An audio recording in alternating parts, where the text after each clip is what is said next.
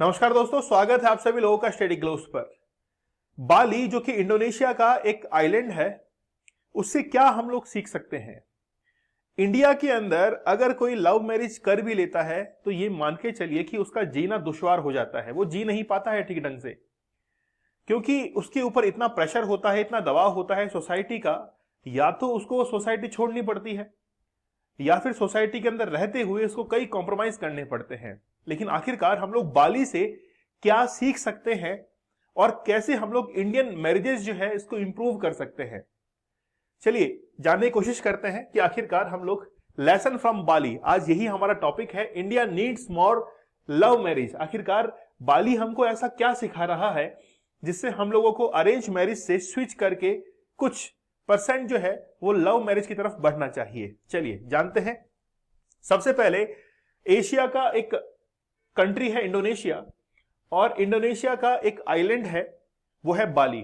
लगभग ये मान के चलिए कि 1200 के आसपास इंडोनेशिया के आइलैंड्स होंगे, पूरी की पूरी आइलैंड कंट्री है ये। और इंडोनेशिया का एक आइलैंड है बोर्नियो। बोर्नियो पूरे एशिया का सबसे बड़ा एक आइलैंड है और पूरे वर्ल्ड के अंदर तीसरे नंबर पर आता है आइलैंड में।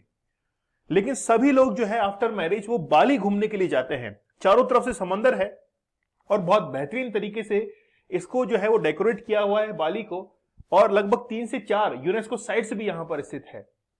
और बाली के अंदर आप लोग देख सकते हैं कि माउंटेन भी है और कोस्टल रीजन भी है, तो दोनों आप लोग को यहां पर देखने को मिलते हैं। सबसे पहले आप लोगों को कुछ बेसिक इंफॉर्मेशन में देता हूं डेमोग्राफिक्स के बारे में।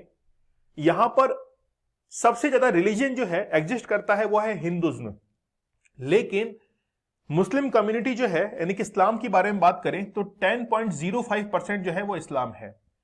इंडोनेशिया के ही अगर अदर आइलैंड्स को हम लोग देखेंगे तो वहां पर इस्लाम जो है वो ज्यादा आपको परसेंट में मिलेगा, लेकिन बाली की खास बात है कि वहां पर हिंदुज्म ज्यादा है, फिर उसके बाद में इस्लाम है, क्रिश्चियनिटी है, बुद्धिज्म है, और फिर अदर आप लोग यहां पर रिलीजन ग्रुप जो है वो देख सकते हैं।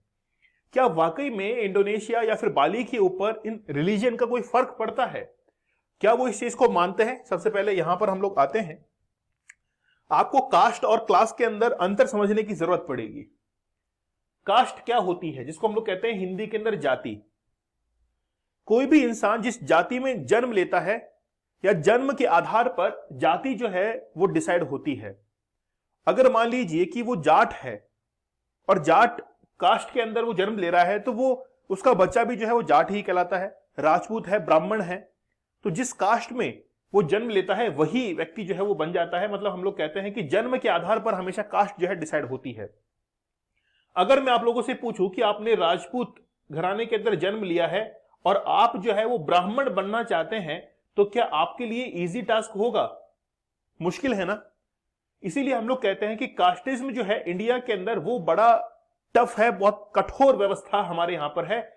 इजीली यहां पर ट्रांसफॉर्म जो है वो नहीं हो पाते हैं, या फिर ब्राह्मण से भी राजपूत या और किसी कास्ट में हम लोग इजीली जो है वो चेंज नहीं कर पाते हैं, क्योंकि समाज जो है इसका विरोध करने लग जाता है। तो पहला ही लेसन हम लोग यहां पर ये देखेंगे कि बाली के अंदर ये कास्टिज्म की जो कठोर व्यवस्था है वो नहीं है। अगर कोई हिंदू लड़का है या फिर वो हिंदू के अंदर ही किसी कास्ट से बिलोंग करता है तो वो कास्ट को इजीली चेंज कर सकता है वो शादी करके। तो पहला लेसन तो हमने यहीं से सीख लिया है कि कास्टिज्म जो है वो हमारे इंडिया के अंदर इतना हावी हो चुका है, खास तौर पर पॉलिटिक्स के अंदर। आप लोग देखिए कि जातिगत आधार पर मंत्रियों का निर्धारण होता है, जाति के आधार पर वोट डिसाइड होते हैं, और जाति के आधार पर यह भी डिसाइड होता है कि कौन सा एमएलए कौन से क्षेत्र से चुनाव लड़ेगा। इतना ज्यादा हावी है हमारे यहां पे कास्टिज्म। लेकिन इंडोनेशिया के अंदर यानी कि बाली के अंदर ऐसा कुछ भी नहीं है, इसीलिए मैरिज करना वहां पर और आसान होता है। समाज उसका इतना विरोध नहीं करता है, क्योंकि वहां पर कास्ट से ज्यादा वो डिपेंड रहते हैं किसके ऊपर? क्लास के ऊपर। लेकिन ये क्लास क्या चीज है? क्लास देखिए कि बेसिकली क्लास का मतलब समझिए, आप जो काम करते हैं, जैसे मान लीजिए कि मैं ऐसे एजुकेटर आप लोगों को पढ़ा रहा हूं तो ये मेरा क्लास है। कोई डॉक्टर है, कोई इंजीनियर है, ये सब उनका क्लास है। तो क्लास जो है वो हमेशा आपकी वर्क प्रोफाइल पर डिपेंड करता है कि आप कौन सा काम करते हैं। कास्ट में चेंज करना बहुत ज्यादा मुश्किल है, लेकिन क्लास चेंज करना आसान है।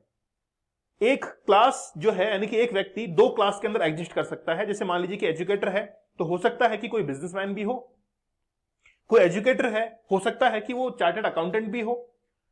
तो बेसिकली क्लास जो होता है उसके अंदर हम लोग लोअर क्लास, मिडिल क्लास और upper class depend on economy, उसकी जो आर्थिक स्थिति है उसके आधार पर हम लोग इसका निर्धारण करते हैं और वर्क प्रोफाइल के आधार पर आपकी क्लास डिसाइड होती है। एक व्यक्ति जो है वो हो सकता है कि दो क्लास के अंदर एग्जिस्ट करे। इसीलिए जब भी लव मैरिज की बात आती है और वहां पर क्लास के बेस पे वो लव मैरिज हो रही है तो ज्यादा सक्सेसफुल वो होती है। इंडिया के अंदर ये ज्यादा हावी है, जबकि बाली के अंदर हम लोग क्लास सिस्टम जो है वो वहां पे ज्यादा हावी है। तो ये लेसन जो है वो पहला हमने यहां पे सीख लिया है। अच्छा, अगर मैं आप लोगों से ऋग वैदिक की बात करूं, देखिए मैं थोड़ा सा एंशिएंट हिस्ट्री में जाऊं तो ऋग वैदिक और पोस्ट ऋग वैदिक इन दोनों में डिफरेंस क्या था। ऋग वैदिक जो था वहां पर वुमेन्स जो थी उनकी स्थिति बहुत अच्छी थी, और जबकि पोस्ट ऋग्वैदिक के अंदर वुमेन्स जो है उनकी स्थिति डाउन होने लगी। क्यों होने लगी? क्योंकि वहां पर पितृसत्तात्मक जो समाज है वो हावी होने लगा, मतलब पुरुष की जो मानसिकता है वो यहां पर हावी होने लगी। और बेसिकली जो किंग हुआ करता था, यहां पर जो किंग था वो हमेशा जनता की भलाई करता था। क्यों? क्योंकि यहां पर इलेक्शंस की जो प्रोसीजर है उससे वो चुनता था, और इलेक्शंस के अंदर आदमी तभी जीत सकता है जब वो जनता की भलाई करे। लेकिन यहां पर जो चीज हो गई वो हो गई वंशानुगत, मतलब राजा का बेटा राजा बनेगा, इसलिए वो जनता की भलाई नहीं करेगा, वो अब जो है अपने साम्राज्य को और विस्तार देगा। इसको हम लोग कहते हैं साम्राज्यवाद। तो वो अपने साम्राज्य जो है उसको और विस्तार देगा, लड़ाई झगड़े करेगा, युद्ध करेगा, और वहां पर वुमेन्स की स्थिति जो है उस पर कोई ध्यान नहीं देगा और इनकी स्थिति जो है वो डाउन होती चली जाएगी। तो बेसिकली अगर हम लोग बात करें बाली के अंदर या इंडोनेशिया के उस आइलैंड पर, यहां पर ऋग वैदिक जो एरा है उसको ज्यादा यहां पर तवज्जो दी जा रही है। भारत में अगर बात करें तो भारत में देखिए only 3% of marriages are love marriage, यानी कि पूरे 100% में से केवल 3% जो मैरिज होती है वो लव मैरिज होती है। पहली बात तो डरते हैं, बोला यार अगर लव मैरिज कर ली ना तो मारे गए।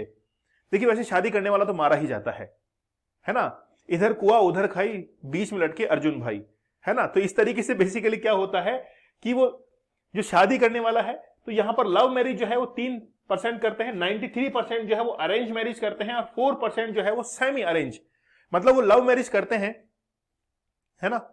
लव मैरिज जो है वो करना चाहते हैं लेकिन रजामंदी से वो करते हैं, और उनकी फिर अरेंज कर दी जाती है, अरेंज के अंदर कन्वर्ट कर दी जाती है, उसको हम लोग कहते हैं सेमी अरेंज। ठीक है, तो ये इंडिया की स्थिति है। Semi arrange ones are not based on love, मतलब लव पर जो है वो आधारित नहीं होती है, although the youngsters have more say in them. तो सेमी जो अरेंज है वो हमारे यहाँ पे थोड़ा सा चलन आजकल होने लग गया है, लेकिन फिर भी देखिए ये आंकड़ा यहां पर देखिए केवल 3% जो लोग हैं वो लव मैरिज की तरफ यहां पर अट्रैक्ट होते हैं। बात करते हैं सेल फोन की। ये जिसका एडिटोरियल है राइटर का, जब मैं उसको पढ़ रहा था तो वो एक बेसिकली गांव के अंदर जाता है और गांव में जाकर एक लड़के से पूछता है कि बेसिकली बताओ सेल फोन का यूज क्या है। तो वो कहता है कि सेल फोन का यूज केवल लड़कियों से बात करने के लिए किया जाता है, मतलब अपने जो लव बर्ड्स हैं उनसे बात करने के लिए सेल फोन का यूज जो है वो मैक्सिमम करते हैं। तो समझ पा रहे हैं आप लोग, मतलब मैक्सिमम आप देखिए सेल फोन का यूज यंगस्टर जो है वो मैक्सिमम आप देखिए कि किस चीज का यूज करते हैं। तो लव मैरिजेस जो है वो बेसिकली बहुत कम है इंडिया के अंदर। Cell phone break the power of parents, मतलब जो पेरेंट्स के साथ में अटैचमेंट है उसको खत्म कर देते हैं, over the choice of youngsters and create a new set of norms in which love marriage and female at work become part of the new Indian culture. तो यहां पर जो लव मैरिज है उसको कहीं ना कहीं इंक्रीज करने के अंदर यहां पर सेलफोन जो है वो भी अहम रोल अदा कर रहा है। जैसे सीमा हैदर जो है वो आ चुकी है पाकिस्तान से इंडिया के अंदर, अंजू जा चुकी है भारत से पाकिस्तान के अंदर। तो ये कैसे पॉसिबल हो पाया? सेल फोन्स की मदद से, है ना। तो वो गांव के अंदर जब जाता है तो बातचीत करता है, ठीक है। अच्छा, बात करें 90% of Bali population is Hindu. अभी मैंने आप लोग को आंकड़े बताए थे, उसके अंदर हिंदू जो है वो ज्यादा है, मुस्लिम कम्युनिटी जो है वो कम है, मतलब इस्लाम जो है वो कम है। खासतौर पर रेस्टोरेंट, शॉप्स, फिलिंग स्टेशंस जो होती है वहां पर वुमेन वर्क फोर्स जो है वो ज्यादा काम करती है, ठीक है। यानी कि उसके ड्राइवर ने ये चीज को कंफर्म किया कि the female workforce participation rate is 53%। बाली के अंदर 53% जो है वो वर्कफोर्स है वुमेन्स की। There is a caste system, यानी कि कास्ट सिस्टम है तो सही वहां पर, बट नॉट रिजिड, कठिन कठोर नहीं है, चेंज कर सकते हैं। अगर आप शादी करने जा रहे हैं किसी दूसरे कास्ट के अंदर तो इजीली कर सकते हैं, वहां पर इतने ज्यादा बाउंडेशंस नहीं लगाई जाती। और भारत में तो क्या होता है, एक शब्द है जाति बाहर करना, उसका बहिष्कार कर देते हैं, है ना। The best proof of this he says is that 3/4 of all marriages are love marriage. लगभग 1/3 जो है वो लव मैरिजेस होती है, नॉट इनफ्रिक्वेंटली अक्रॉस कास्ट। तो कंक्लूजन यही है कि हम लोग को बाली से जो है वो थोड़ा सा सीखना चाहिए, इससे बहुत ज्यादा बेनिफिट्स भी हैं। देखिए, हम लोग ये नहीं कह रहे कि सिर्फ लव मैरिजेस कीजिए, लेकिन बेसिकली ये है कि जो कठोर व्यवस्थाएं हैं उनमें चेंज करने की अब कहीं ना कहीं जरूरत अब पड़ी है, क्योंकि एजुकेशन जो है वो हमको क्लास बेस पर जीना सिखाती है। क्योंकि आप लोग इकोनॉमी के बेस पर उस चीज को तोलिए, आप क्लास जो है उसको इजीली चेंज कर पाते हैं, ग्रोथ हो पाती है, डेवलपमेंट हो पाता है, जो कि बाली के अंदर है। अब लव मैरिज में क्या है कि यहां पर जो है ये कुआं है, ये अकेला ही इसके अंदर जंप मार रहा है लव मैरिज के अंदर। लेकिन अरेंज मैरिज में देखिए, यहां पर कुआं है तो सही, जंप भी मार रहा है, लेकिन और लोगों की सहायता से जंप मारा जा रहा है। मतलब यहां पर ये जो शब्द है ना, इसमें तो जंप, ऐसे जोक में आप लोगों के लिए लेके आया हूं। बस बात यह है कि कुल मिला के बात यह है कि मैरिजेस जो है इंडिया के अंदर, जैसे हम लोग देखेंगे वर्किंग प्रोफाइल के अंदर महिलाओं का कितना योगदान है, 33% जो है वो महिलाएं वर्क फोर्स के अंदर काम करती है, जबकि बाली के अंदर 53% है। तो जो 33% वर्क फोर्स के अंदर महिलाएं हैं, उनमें से मैक्सिमम जो है, यानी कि लगभग ये मान के चलिए कि 9 से 10% जो है वो लव मैरिज की तरफ अट्रैक्ट होती है। तो वर्क फोर्स के अंदर पार्टिसिपेशन भी जो है वो मैटर करता है, ठीक है। तो बाली से हमको कुछ ना कुछ जो है वो सीखना चाहिए। और देखिए किस तरीके से टूरिज्म कितना एनहेंस हुआ है, क्योंकि रेस्टोरेंट्स के अंदर हर जगह जो है वो वुमेन्स वगैरह काम कर रही हैं, हेल्प कर रही हैं अपनी फैमिलीज को लेकर, ठीक है। इसीलिए ओपन माइंडेड होने के कारण वो बहुत अच्छा वर्क कर पा रही हैं। आप लोगों के लिए एक जबरदस्त कोर्स जो है वो डिजाइन किया गया है, उसको इस बार मैं ही पढ़ाने वाला हूं। 75 डेज तक आप लोग मेरे साथ में बने रहना। 1 जनवरी से आपको एक नया जबरदस्त सरप्राइज जो है वो देखने को मिलने वाला है। मैं आप लोगों के लिए बहुत बेहतरीन कोर्स लेके आ रहा हूं। आई होप अब से पहले आप लोगों ने कभी भी ऐसा कोर्स नहीं देखा होगा। जल्दी ही आप लोगों के लिए सरप्राइज जो है वो ओपन होने वाला है, ठीक है। आप लोग टेलीग्राम चैनल से जुड़िए, दीपक इंदौरा ऑफिशियल, यहां पर जुड़ जाइए। यहां पर आपको तमाम इंफॉर्मेशन और पीडीएफ जो है वो आपको अवेलेबल करवा दी जाएगी, ठीक है। तो मिलते हैं आप लोगों से अगले सेशन में, तब तक के लिए धन्यवाद, थैंक यू, जय हिंद।